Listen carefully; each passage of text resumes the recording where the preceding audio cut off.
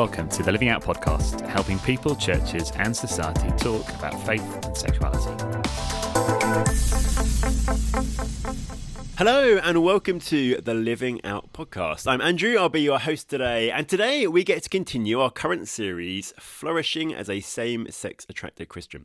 We're inviting various guests into conversations to help us think about different elements of life as a Christian who experiences same-sex attraction, and thinking how we can flourish in those different elements of life, how we can experience the fullness of life that's promised to us by Jesus. And today we're thinking about temptation. How can we flourish in the midst of temptation? How can we handle temptation well in our desire to be faithful to Jesus? And I've got two guests with me today to help me think about that topic. I'm really pleased to welcome Dan and Ruth. Thank you both for joining me today. It'd be great if you could say a quick hello, maybe tell us a little about who you are, perhaps where you're from, what you do, whatever you want to share by way of introduction. And Dan, I'll go for you first. Hello, thanks for having me. I'm Dan. I live in Bristol and I work in communications for a mission agency. Used to work for Living Out, but abandoned ship, but still a fan from the sidelines. Lovely, you can still be involved in these ways. It's really nice to have you back with us. And Ruth, give us a bit of introduction to yourself. Yeah, I am Ruth. I live in the northeast of Scotland. I work for a Christian mission organisation as well, again doing a church partnership, building across the country. And yeah, that's me. Lovely. Well, thank you both for being here. To get us going, here's a question to think about. What was the last song you played at max volume? Dan, do you have an answer? I do. I went to see Sigrid live in London a few months ago. She's a Norwegian pop singer, if you're not familiar. Ooh. And she has a song called Have You Heard This Song Before? And if you've not heard this song before, then I can recommend it. I find it quite hard. I'm confused already. Okay. It's like, I can't believe it's not butter in that. Yeah. Oh, wow. But yeah, now, I find it. my maybe unfair initial assumption is she Eurovision find, or is that how you know about her, or is she more known than that and you found her somewhere else? Yeah, I don't think she did Eurovision. Yeah, Oh, okay. it was kind of a friend wanted to see her, so I went with her, but had a good time. Nice. Yeah. Oh, okay. Well, that's a good recommendation. We'll check it out. Ruth, how about you? What have you most recently played at max volume? Well, I'm going to give two answers because I think one, I have to redeem myself after the first one. So my first one is I went to see Mean Girls yesterday with my daughter. And so the song I'd Rather Be Me, but it's not always got the most helpful of lyrics. And so to redeem myself after that, His Glory and My Good is the other one I've had on my car stereo, windows down, blaring out. Very nice. I don't have got a specific song. My current musical obsession is a Broadway musical called Suffs, which is about the suffrage movement in America, the Votes for Women movement in America. And it's a really good song. Second track, which is something like Finally Finished the Fight, is probably my favourite. And I probably do play it quite loud. My housemates would probably say that is true. I think that would be my answer, my current musical obsession.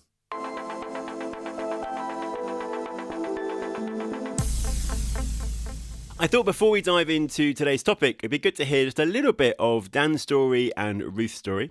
Dan, you've been on the podcast before and have worked for Living Out, done various things with us. Maybe you could give us a quick reminder of your story of faith and sexuality. Yeah, I think in many ways a familiar story. Kind of grew up as a Christian and put my trust in Jesus quite early on. But yeah, as a teenager, started to realise I was attracted to people of the same sex and kind of didn't really know what to do with that. So just sort of hid it for a few years and tried to deal with it myself and got into going on a couple of dates and hooking up and things. But yeah, I did eventually share with some friends and family a few years ago about my sexuality, and I'd kind of decided I did still want to live for Jesus and commit to singleness and celibacy, if that was what it was going to look like. And yeah, a few years down the road from there, and yeah, it's not all straightforward. Still kind of live battles with sexual sin and temptation, but I guess that's why I'm here today. Yeah. Well, thank you so much. And actually, there's various things on our website. It's certainly a podcast interview with you, sharing some of your story and other things you've written just really helpfully. So we'll stick those in the show notes for people who want to learn a bit more about your story and some of the wisdom you've shared with us. Ruth, it's your first time on the podcast. We'd love to hear a bit of your story of faith and sexuality. So in terms of my faith, I've been a Christian since my early teens. I can't really ever remember not believing. I grew up in a Christian household, and I did all the usual declarations of faith at every youth event that came around, when the tribe came and did a concert, or you went to various camps, often wondering if you've done enough in terms of your commitment. But it wasn't particularly hard being a Christian where I grew up. I had a really great youth group. I had a really supportive family and friends, but I think I was very dependent on that environment, and so my faith didn't really grow until I moved out on a Christian gap year. And so, with regards to my sexuality, as I said, my youth group was great. We had some amazing discussions on the theology of same-sex attraction. It was biblically grounded, but it was also compassionate. But if I'm honest, it wasn't really relevant to me, or I didn't think it was relevant to me, because I knew that I was attracted to guys. And although I had these strange feelings that I could never really understand or explain about girls, I would never have called myself gay because I was attracted to guys. And so in my time and growing up in the 90s, it was either an option of heterosexual or homosexual. There was no middle ground. You know, bisexuality existed, but people didn't really speak about it, or people didn't think it really was something. And so I went through all of that time in my teens and in my 20s, occasionally having these weird feelings, but not really knowing how to describe or how to explain it. And so then I met my husband, I fell in love, I got married, I had kids. And then it really wasn't until I was 31 that actually I was down in Keswick, and it was a bit of a light bulb moment where I was like, oh, that's it. I actually am attracted to both. And so how do I then work that through when I'm married to a pastor, when people have no idea about me, and how I often find myself, I feel like I'm a spy sometimes because I fly under the radar. People make assumptions about me, they make assumptions about my sexuality. And so I'll often end up in these big conversations and big debates where I find sometimes people can be really lacking in love and compassion and understanding, but they don't realise that that's relevant to me. And so I don't hide who I am, but at the same time, because of kind of thinking about the people around me and how it will affect them, and also my husband's position and my job in ministries, I don't go about shouting about it. Don't feel like I have to, but the problem is then people make assumptions about me.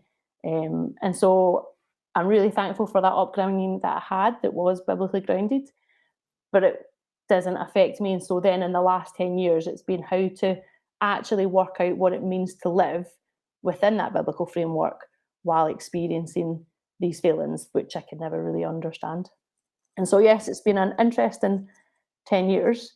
And I've grown a lot and I've learned a lot. It's not always been easy, but I'm thankful for where I'm at now and having went through that process. And I think it's really helped me in my dependence on God and really grow in my faith.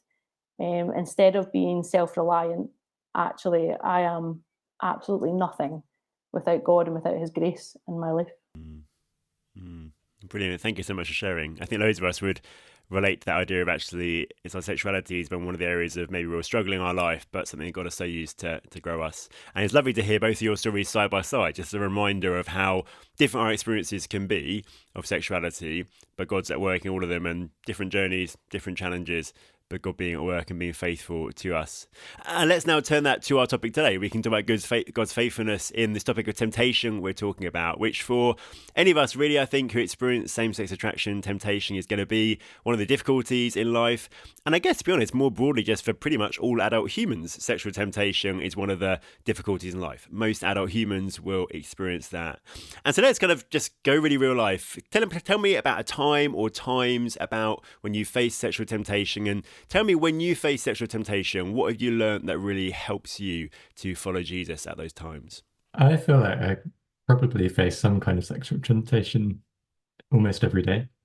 And I think sometimes I feel a bit like, is that normal, or am I the only Christian struggling with temptation in that way? So if that's you and you're listening, there's two of us, yay. But yeah, it can be anything from just sort of waking up with a strong sexual urge, or temptation to look at porn, or temptation to download a dating app or text someone I shouldn't, to hook up with someone. So there's quite a range of things, and I've probably experienced all of those temptations in the last few weeks. And yeah, so I'm still learning things along the way, in terms of what's helpful. I think at the moment, the kind of things that I'm finding helpful are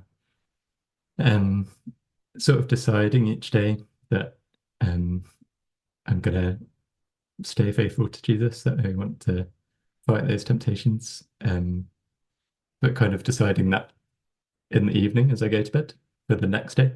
So I might say a quick prayer like, "Hey, yeah, thanks for helping me in the face of those temptations today, Lord. I want to do the same tomorrow. Please, would you help me?" So then if I wake up and I'm tempted, then I've already kind of decided I'm not going to go down that road. And then, yeah, more of like an identity thing, which I've written a blog about. I found it helpful to remember my identity in Jesus, and that he's freed me from my sins. And so, yeah, just in those moments of temptation or sin, reminding myself this isn't who I am. Often feel kind of rubbish when I have given into temptation, because it's going against what I'm trying to do and who I'm trying to be as a follower of Jesus. And actually that's quite a powerful kind of break, I guess, in those moments, to just remind myself this isn't who I am. This isn't true to who I am in Jesus. So yeah, those kind of things are helping me at the moment. But yeah, I'm having to learn and try new things all the time. Thank you so much. I'm sure lots of us can relate to that. Yeah, it's an ongoing battle, isn't it? Temptation is a reality until Jesus returns. All of us will experience that. Actually, it is a day-by-day walking out. And I just want to highlight again that blog that Dan mentioned. I think it's titled, I used to identify as a sinner. Now I'm learning who I really am. Because when I first received that via email from Dan as a proposer for the website, it just blessed and encouraged me so much. And it is really good biblical, practical wisdom in there. Thinking about who we are. And I think I found one of the things that's really helped me is trying to get good at noticing lies and remembering truth.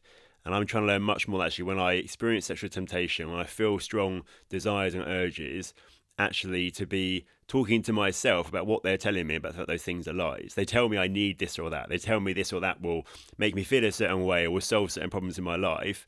But actually, I'm trying to get better at spotting those lies that those desires are telling me, and then taking hold of the truth, the kind of truth you talk about in that blog, Dan, of who we are in Christ, that we're not enslaved to sin, and actually the truth of where those things I might legitimately be looking for, whether it's comfort, whether it's encouragement, whatever it might be, where actually God gives me, or where the truth is, or the good things, I can find those in the right place. I can find those. So we'll stick that blog in the show notes, and think about lies and truth, I think, is really helpful.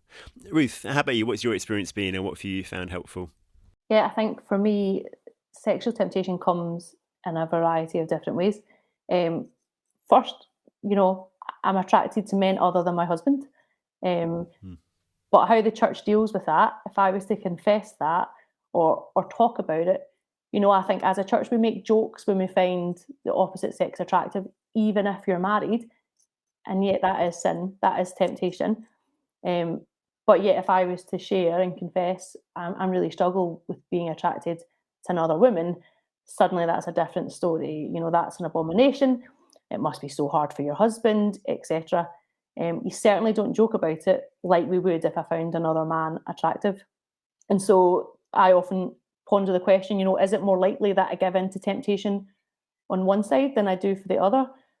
No, I'm tempted in both ways, but actually one's not going to be more of a pull than the other. But regardless of what version it is, I think people will often try and tell you to quash those feelings, to rid them from your mind. Quite simply, I can't do that. It's not in my power. What is in my power is to recognize the temptation and then to hand them straight over to God, and to ask for his help in it, confessing to him when I'm tempted. It is also helpful to confess to someone that you trust, but ultimately it's about giving it over to God, because dealing with sin is ultimately not in our power. It is the sanctifying work of the Holy Spirit in us. So we fully need him to help us in that. And the biggest temptation that I have is actually the unknown. I didn't realise that I was same-sex attracted till I was 31 and married.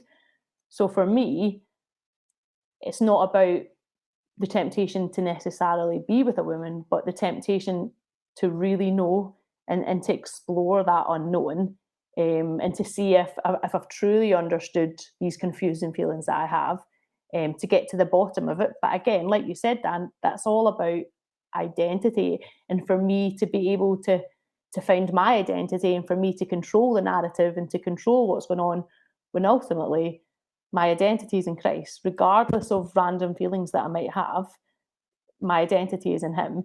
And I think that was a big thing when I was younger. We'd speak a lot about how your identity should be in Christ, and we would know the theology of it, and we'd understand what the Bible said about it. But it is a different matter when it comes to actually doing that and finding your identity in Christ, rather than just saying it and paying it lip service. And so I think for me, it is giving over the control of the temptation, giving over the control of the unknown, and just acknowledging that I have made Christ the King of my life. And so that's the most important thing, regardless of me finding out an answer to a question I might have, or to somehow solve my identity crisis. No, I'll never solve that. Ultimately, my identity is in Jesus. Really good. It's really helpful. Thank you. And that reminds me just of how much, one of the ways we can battle temptation, certainly helps me, is I find it much easier to battle temptation when I am deliberately investing in my relationship with Jesus, when I'm deliberately reflecting on the gospel and who I am in him. Actually, when all the good stuff is happening, we're feeling nourished by that. That makes it much harder, doesn't it, for it to be dragged off in the opposite direction, as it were. And this theme that's coming through as we're talking about knowing biblical truths about who we are, what it means to be in Christ, that's definitely something which is kind of, I think, both protective against temptation, I found, and also kind of strengthens me against it. And I also really resonated with what you just said, Ruth. Really like to talk about just acknowledging these feelings, not just kind of ignoring them, pretending not there, suppressing them in that sense, but actually acknowledging them and bringing them to God. I think that's really helpful. And just the fact that we can be honest with God about temptation has been so helpful to me. And I think also for me, acknowledging temptation just in the sense of, I think the risk is if I just completely suppress it, ignore it as if it's not there, that's dangerous actually, because I'm kind of leaving it unchecked. I'm not actually thinking about what's actually going on. And what I found really helpful is to acknowledge, okay, I'm feeling tempted. Why is that and what's going on? And for me, the risk points are always when I'm bored, tired, lonely, or stressed. Basically, when there's kind of negative emotional stuff going on, that is always for me the big kind of risk point.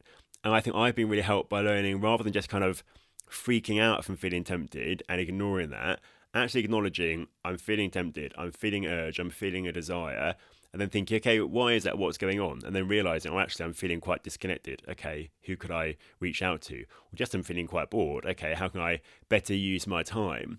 And that thing actually of kind of leaning into it, not in the sense of indulging the sinful desire, but in the sense of learning from it and learning actually and thinking, what's the healthy response for probably something legitimate that's lurking underneath this, has been just really helpful. And as a tool I've tried to, and I'm increasingly trying to put into practice. Yeah, I found that when I would travel a lot with work, that would be an area. And so understanding that if that's an area of temptation, that when I'm traveling, I'm going to be more susceptible. Actually, what little things can I put in place in my life that will take away those temptations when I'm traveling? So I started to fill my diary with things when I was traveling, so I didn't have a lot of free time, or I'd be meeting up with different people. Because when you're alone and when you're traveling, yes, there's a higher chance. So finding the roots of these temptations and then doing little things to try and combat them, not denying that it happens, but trying to just put little things in place to stop them. Yeah, really good. Yeah, being aware of those times, being proactive. Yeah, that's a really, really good wisdom. Brilliant. We're going to pause there. We're going to go to a quick break. We're going to come back after the break and talk about what happens when we give in to temptation. How do we handle that well? It's Ed here, and I'm here because I'm quite excited. I'm quite excited because I've received in the post this week a new book. And I'm particularly excited about this new book because it's written by one of my friends, one of your friends on this podcast, Andrew Bunt. And Andrew has such a gift of explaining big concepts in ways that the rest of us can understand, and helping us to sort of see the consequences those big concepts have on our lives. And he's put that gift of his into his new book. It's called Getting God's Perspective, a short Christian introduction to worldviews, sexuality and gender. In this amazing book, what Andrew does is help us understand the worldviews that are out there and so often in our hearts and minds today, and help us make sense of them and the impact they have on current understandings around sexuality and gender in a way that helps us make sense of ourselves and of other people and gives us hope and a way forward in the future. If you like books, even if you don't like books, get hold of a copy of Andrew's book and you will experience as much excitement as I have today. So sometimes we do give in to temptation, sometimes we do mess up and sin. What do we do then? How have we found it helpful to respond in those times? What has been helping us to follow Jesus in those moments? I think there's definitely a bit of lamenting. It doesn't feel good to have given into it or failed, or however you want to phrase it.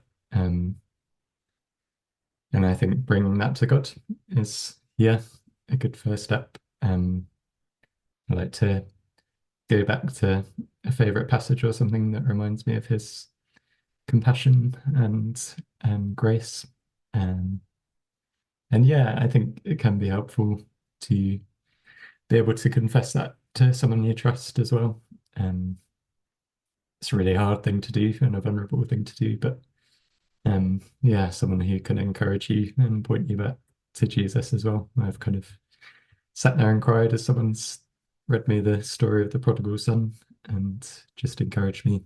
And I think also similar to what you guys have been saying about being proactive and thinking about how can I anticipate temptation or put things in place to help me in future. I think it is a good opportunity as well to think about that kind of thing. And like Jesus tells us to be quite radical about cutting off our right hands if they cause us to sin. And sometimes there might be some kind of drastic action that's necessary. I'm trying to cut my smartphone out of my life because it's just not helpful. So that's one example. Really helpful, thank you. I think there's been a lot of discussion in the public discourse about temptation and what is the line in terms of where is it crossed into the line of sin. And I find that conversation can be quite hard when you're in Christian leadership and you're evaluating where you have sinned, to even consider for myself, does this disqualify me from the ministries that I lead? Does it not disqualify me? What would disqualify me? And so I wrestle with that and seeing it. But ultimately, the great news of the gospel is that there is no condemnation, and that we mess up, and that's not an excuse. And we read that it's not an excuse to keep on sinning and to continue in unhealthy behaviours. We are meant to be being conformed to be more Christ-like, and to stop sinning, essentially. But that will not happen this side of glory. And so therefore, I'm not going to give up in my desire to be more Christ-like and my attempts to do that. But at the same time, I know that I will mess up in a variety of ways, whether it's in this or whether it's through so many other areas in my life that I've sinned constantly. But just having that reminder that I no longer bear the shame of that, because Jesus took it to the cross. And that gives me confidence to actually then go back out and to try and rid myself of that temptation. But we don't all go with an open book when we have these conversations with different people about, this is where I've struggled this week, this is where I've sinned. But actually the place that we do take that, and the place that we should be taking that, is to the foot of the cross and to Jesus, and confessing to him and naming those instances and not glossing over them and not rounding them up as just, this week I've been sexually tempted. Being able to say, I've done this or I've done that, and this has been an area particularly that I've struggled. But going with the joy that actually I am forgiven, past, present, future. Yeah. God's grace is not limited to up until this point. Yeah, so good. Thank you. It's where the gospel becomes real, isn't it, actually, and where we can truly experience and enjoy the greatness of it. And I think that what I've learned is just, trying to get good at being quick at applying the gospel to myself, quick at repenting. And I think it often is helpful to share with other people, because I think actually both in the way people respond to us, but also the truth they can speak back to us, helps us to live in the good of the gospel. As Dan says, to experience what it is for the Father to look for us and long for us and then run to us, actually. And by our being very quick to go to God, and by us actually sharing with others who can then kind of speak God's truth to us, I think that is just so helpful in that. I also learned that definitely being quick in repenting and going back to God is just so helpful and so important. I think when I was young, when I was a teenager particularly, when porn was a big issue for me as a teenager, I think I always had this sense of, I've mucked up again, now I need to kind of leave a cooling off period, almost like kind of have a gap from God to do some kind of penance by being away from him for a while, and then I can come back to him. And I think actually I read or heard someone talk about, or I realised, I think I was told, that actually how unhelpful that is. It's not the gospel. Actually, God is looking and longing, waiting for us to come back. He's not thinking you've got to have a time out now before you come back. But also just someone pointing at actually, when we don't run back into the arms of Jesus and receive forgiveness and grace and kind of shed the guilt and shame we're carrying, if we allow ourselves to continue in guilt and shame, we're then experiencing negative emotions, which so often will drive us to look for comfort and so often look in the wrong places. And I think definitely for me as a teenager, and I imagine it might be the case for a lot of people, that some of the kind of cycles we get stuck into sexual sin is because we fall short, we feel really guilty, we feel really ashamed, we feel that we have to keep away from God for a while, and actually the weight of that horrible feeling of guilt and shame makes us want something to comfort us. And then almost inevitably we go back into the same sin because the lies it tells us that it will comfort us. And then you get quite kind of caught. But actually making the choice of, no, I'm going to run straight back into the arms of the Father who's waiting to embrace me, just kind of puts a cut on that cycle and helps us shed that guilt and shame, enjoy what it is to be loved, to be forgiven, to be delighted over, which is one of the things I think takes away one of the reasons that can send us kind of back into temptation and back into sin. Mm. I think that person that you're talking about that we want to confess to, I think we've got to be very wary about who that is and choose wisely. Yes. We don't really want to be choosing someone too much in the same stage as us, or even in the same age or spiritual maturity. I live my life by a theory called Live Life 1, 2, 3. It's a separate issue, but the point is that we're having those people that are senior to us, that are investing in us.